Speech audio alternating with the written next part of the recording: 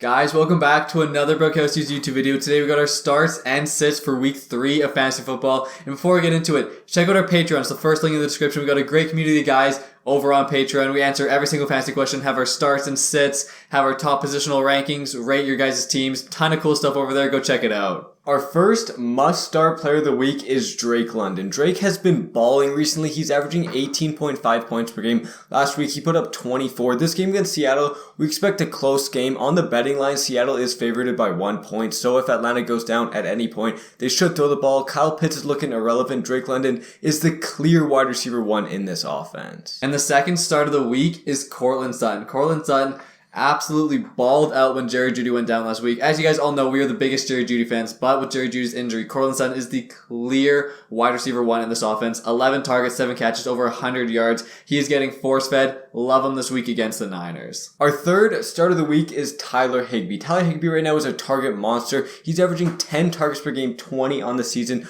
Versus Arizona, we expect a very high-scoring game. The Rams are going to throw it a lot. He's the clear target number 2 in this offense. And right now, Arizona is number 32 against tight ends. Yes, that is because they played Kelsey, they played Waller. But with how many targets Higbee gets, we love him this week. And our fourth start of the week is DJ Moore. He's been pretty bad so far this season.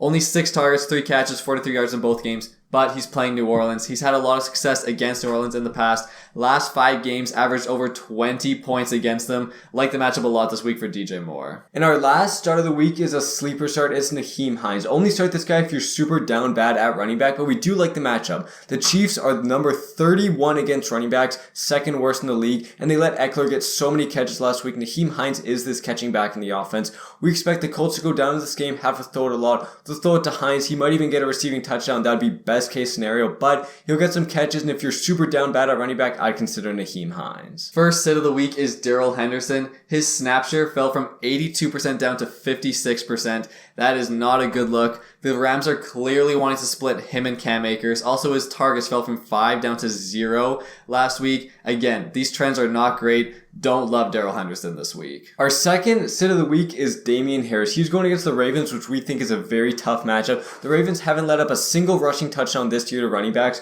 Also, they've only allowed around 80 rushing yards. Damien Harris is not a PPR back whatsoever. We expect the pass to go down in this game, have to throw the ball. And even when they run a lot, Damien Harris is only averaging 12 carries a game. He's not the workhorse at all. He does not get a lot of PPR work. We'd consider sitting him this week. Our third sit of the week is Breece Hall versus Cincinnati Bengals.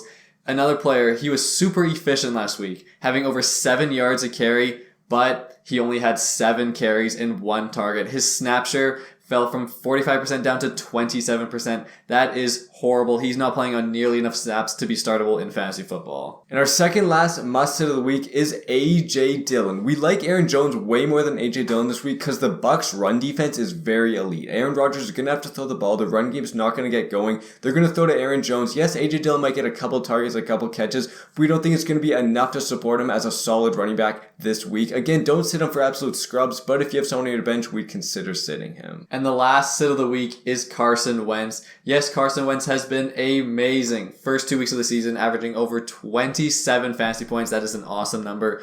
But he's playing his old team, the Philadelphia Eagles. Don't love this matchup. The Eagles defense has been amazing. We expect a lower scoring game, not these high scoring games Wentz has been in so far. Don't love Carson Wentz as a start for week 3. And boys, thanks so much for watching the video. If you made it to the end, hit that like, hit that subscribe. Also, the first link in our description is our Patreon. We have weekly rankings on there. We answer every single fantasy question. We have a great community of guys over on there. Thanks so much for watching. We'll see you guys next time.